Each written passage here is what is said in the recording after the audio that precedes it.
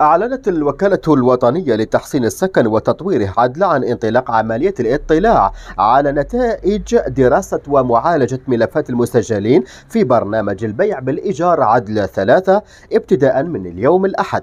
وقد نشرت الوكالة أمس السبت فيديو توضيحي عبر صفحتها الرسمية يشرح بالتفصيل كيفية الاطلاع على نتيجة الملف والإجراءات الواجب اتباعها في حال القبول أو الرفض.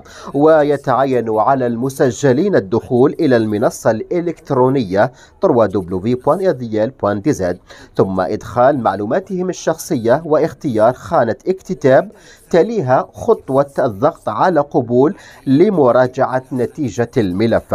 وفي حال القبول يظهر إشعار يؤكد القبول المبدئي، أما في حال الرفض فيتم عرض إشعار يوضح سبب عدم قبول الملف إضافة إلى الوثائق المطلوبة لإعادة دراسته.